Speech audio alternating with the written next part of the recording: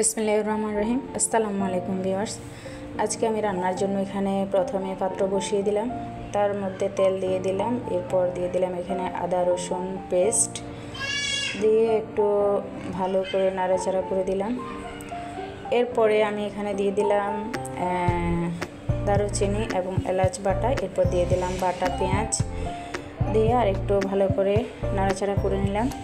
এরপর দিয়ে দিলাম তেজপাতা, আর একটু অপেক্ষা করব মশলাগুলো ভাজা ভাজা হওয়ার জন্য। এরপর দিয়ে দিলাম জিরা বাটা এবং গোলমরিচ বাটা সামান্য দিয়ে লবণ দিয়ে আর একটু ভালো করে ভেজে নেব।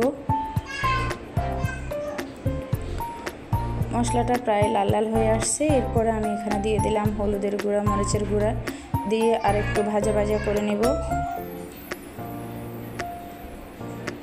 এখন আমি এতে দিয়ে দিলাম কিছু পানি দিয়ে একটু ঢেকে দিলাম। দেখতে পাচ্ছেন আমার মশলাগুলোর উপরে তেল উঠে চলে আসছে। এবার আমি দিয়ে দিলাম ভেজে রাখা মাংসগুলো দিয়ে ভালো করে নাড়াচাড়া দিয়ে তারপর আমি এর মধ্যে অ্যাড করে দিলাম সামান্য ধনিয়া গুঁড়া।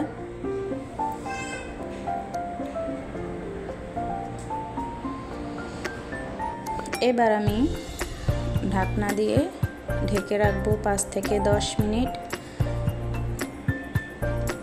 দেখতে পাচ্ছেন 10 মিনিট পরে আমার মাংসের কালারটা কেমন আসছে।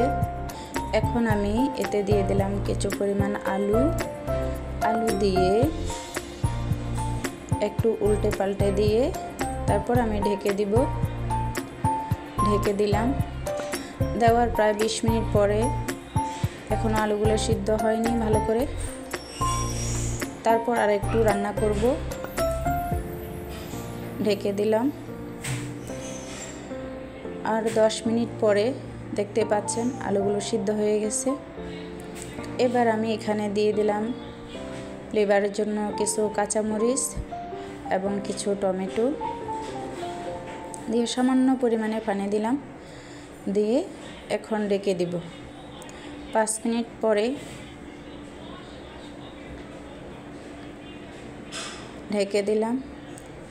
ঢাকার পরে দেখতে পাচ্ছেন আমার মাংসগুলো মোটামুটি প্রায় রেডি। এই তো মাংস রেডি হয়ে গেল। কালারটা কেমন আসছে জানাবেন। Bye bye.